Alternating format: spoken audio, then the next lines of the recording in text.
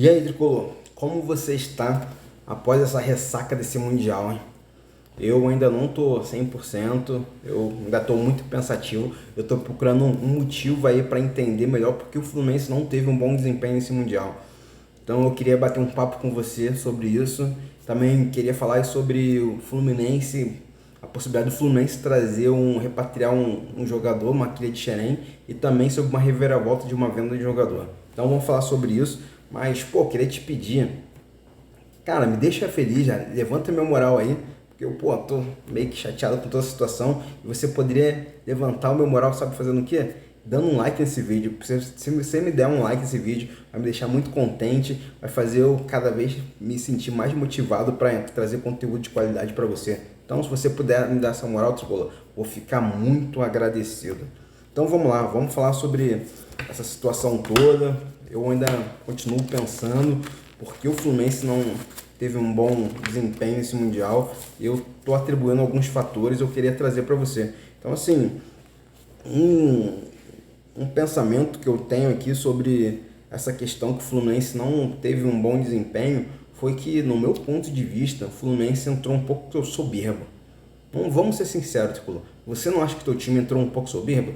Você pensa só, um time que está ali para desafiar um grande time que é o Manchester City e jogando o jogo da vida. E pensa só, você vai entrar com uma soberba, você vai entrar com uma desatenção, porque no meu ponto de vista foi isso que aconteceu. O Fluminense entrou soberbo achando que era um time tão qualificado quanto o Manchester City. Isso gerou uma certa desconcentração no Fluminense, uma desatenção.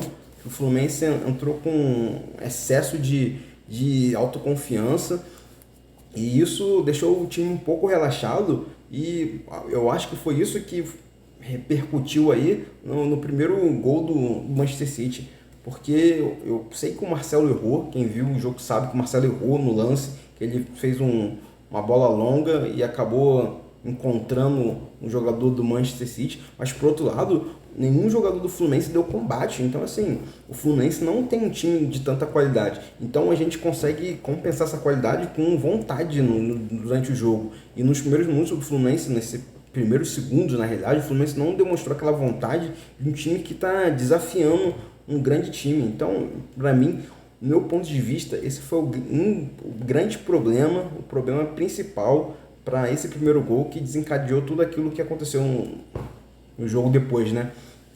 Então, assim, o Fluminense no início do jogo estava muito soberbo e aconteceu totalmente o inverso após os 26 minutos do primeiro tempo. Porque quando o Fluminense tomou o segundo gol, o Fluminense ficou totalmente submisso ao time do Manchester City. Então o Fluminense foi de 0 a 100 em 26 minutos. E, cara, quando o Fluminense tomou o segundo gol, o Fluminense pegou aquele complexo que a gente chama de complexo de vira-lata e simplesmente deixou o Manchester City fazer o que queria. Então esse foi um ponto aí que eu achei totalmente negativo, que contribuiu para o Fluminense não ter o desempenho que a gente esperava. Outra coisa também que eu queria falar foi com respeito aí à precisão nos chutes, né? Tanto de longa distância quanto de dentro da área. Então, assim, é uma coisa que a gente não vê aqui dentro do futebol brasileiro. Os times aí, os jogadores dos times brasileiros não têm uma boa precisão. A gente vê aí que de 10 bolas que os caras chutam aqui no Brasil, 3 vão na direção do gol e 7 os caras erram. Então, assim, na Europa é uma coisa que não acontece, pelo menos nos times grandes aí, como o Manchester City, não é assim que acontece. Então, assim, é um fator que o Fluminense não considerava e que deixou o Fluminense, surpreendeu o Fluminense. O Fluminense se viu surpreendido com um tipo de jogo que ele não encontra aqui no Brasil. Então, esse é uma situação. E também quando eu assisti a Copa do Mundo, que eu fiquei impressionado é que os caras realmente não erram chute, não mandam chute para fora, acertam todos os chutes no gol, quase todos os chutes vão pro gol. Então, assim, é uma coisa realmente impressionante. Então, acho que isso atrapalhou o desempenho do Fluminense e foram um dos pontos aí que eu achei que pesou para o bom desempenho do time. Então, assim, eu queria falar agora também sobre a repercussão do pós-jogo dessa derrota do Fluminense para o Manchester City. É que muitos youtubers e repórteres ficaram falando que o Guardiola elogiou o time do Fluminense que achou o time muito bom, o estilo do jogo muito bom. Cara, o Diniz, quando a gente ganha aí do, sei lá, Portuguesa da Ilha, se o Fluminense ganhar da Portuguesa da Ilha, no pós-jogo, o Diniz na entrevista vai falar que, poxa, o Fluminense, apesar de ter ganhado, o time da Portuguesa era muito qualificado, tinha bons jogadores, então assim, isso é uma coisa de prática que os caras falam e independente do jogo, entendeu? Uma coisa que eu gostei que o Guardiola falou é que realmente ele confirmou que o primeiro gol que eles fizeram foi muito rápido, isso, né, fez com que mudasse totalmente o cenário. Tirando isso, o fato dele ficar elogiando, cara, isso aí é uma coisa que todo técnico vai falar isso, entendeu? Então, eu acho que isso não tem que ser considerado como coisa positiva para o Fluminense, porque isso todo técnico vai falar. E outra coisa, aí foi a entrevista do Diniz. O Diniz na entrevista falou, ficou se gabando que o Fluminense conseguiu aí envolver o time adversário durante 15, 20 minutos. Pelo amor de Deus, cara, isso é vergonhoso. Diniz, isso é vergonhoso. O Fluminense é uma instituição secular. O Fluminense foi fundado em 1902. Poxa, a gente foi pro Mundial achando que a gente ia vencer, ia ser campeão. Agora você perde e vai dizer pro seu torcedor que, poxa, bacana, o Fluminense ficou 10, 15, 20 minutos envolvendo o adversário. Isso é vergonhoso, isso é vergonhoso. O Fluminense deveria ter envolvido o adversário durante os 90 minutos se a gente quisesse realmente ser campeões. Por isso que eu falei para vocês no vídeo passado que a intenção não era ser campeão, porque o técnico vir e dizer uma coisa dessa é uma fala de alguém que não quer ser campeão. O meu ponto de vista é esse. Então, assim, bola totalmente fora e eu achei totalmente errado essa fala do Diniz.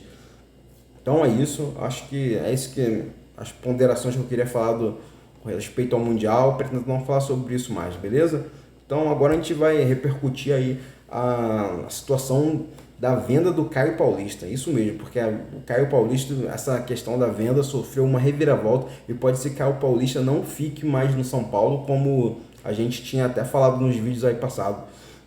O Caio Paulista, lembrando que o Caio Paulista está emprestado para o São Paulo e o São Paulo estava direcionando aí para uma compra do Caio Paulista, estava tudo certo para a compra do Caio Paulista, que ia ser vendido por aproximadamente 18 milhões e meio de reais, só que o São Paulo queria pagar em 30 vezes essa compra. Então assim, o Fluminense se sentiu incomodado, mas estava tudo sendo encaminhado, só que agora parece que o Palmeiras entrou aí no meio dessa negociação e o Palmeiras fez contato com o empresário do Caio Paulista e ofereceu até mais do que os 18 milhões e meio e falou que pagaria à vista. Então assim, como o São Paulo tem a opção de compra no contrato, se o São Paulo fizer o que está dentro do contrato, que é pagar os 18 milhões e meio e à vista, o jogador é do São Paulo. Só que como o São Paulo fez essa proposta de pagar em parcelamento em 30 vezes, então essa seria uma negociação que estaria fora do contrato.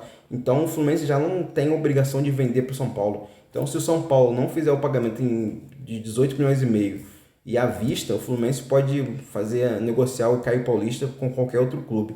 Então realmente pode ser que o Caio Paulista não fique no São Paulo e vá para o Palmeiras, porque, né, o Fluminense quer o dinheiro à vista e se pagar mais, melhor ainda, né? Então agora a gente vai falar sobre o rival, o choro do rival. Vamos rir do rival agora, porque o rival estava querendo repatriar aí o Luiz Henrique, cria de Xerém, que saiu do Fluminense no ano passado, queria repatriar ele por empréstimo. E parece que isso pode ser que não aconteça, não vai acontecer, porque o Fluminense entrou também no meio dessa negociação e o Luiz Henrique falou que se tem um time que ele quer voltar é o Fluminense. Então, uma prioridade do Luiz Henrique é o Fluminense e o Fluminense tem interesse no empréstimo do jogador, seria uma negociação por empréstimo. E, cara, pô, isso é vergonhoso pra esse time, né? Time da Lagoa. Toda vez que o Fluminense vende uma joia, passa 1 ano, 2 anos, eles tentam repatriar o jogador e depois tirar onda com a nossa cara. Então, assim, os caras não têm competência aí de ter uma boa base, de, né, lançar bons jogadores e fica utilizando o Fluminense aí pra comprar o jogador depois que o Fluminense vende pra Europa. Então é vergonhoso, isso é uma vergonha pra esse time. E agora isso não vai acontecer mais isso, sabe por quê? Porque agora nós somos um time grande, cara, com essa repercussão de Mundial, vitória de Libertadores, a gente tá com muito mais dinheiro em caixa, então a gente pode fazer negociações com bons jogadores como o Luiz Henrique E como se trata de empréstimo, então assim, o Fluminense tem condições de fazer o empréstimo. Então assim, essa era acabou e o time da Lagoa. Então dorme com essa. Lembrando aí que o Luiz Henrique foi pro Betis, né? E ele foi pro Betis da Espanha e ele jogou por lá 60 partidas e fez 4 gols e 9 assistências. Então, nessa temporada, ele jogou muito bem na temporada passada, no ano passado, e essa temporada ele não está jogando bem, ele teve uma lesão e também ficou envolvido nessas questões de manipulação de casas de apostas. Então, assim, parece que o Betis não quer ficar com ele e o Betis queria vender o jogador. A intenção do Betis não é de emprestar, a intenção é de vender o jogador, só que, né, como só tem aparecido times que querem emprestar, ele pode estar aberto a negociações e pode ser que ele venha para o Fluminense por empréstimo. Então, seja muito bem-vindo de volta, caso você volte, Luiz Henrique. Então, o vídeo é esse. Espero que você tenha gostado, Tricolor. Então, assim, se você quiser realmente me ajudar, eu peço que você dê um like e também considere aí a possibilidade de você se inscrever no canal e compartilhar esse vídeo para enxergar cada vez mais tricolores como eu, como você, beleza? Vamos, tricolores!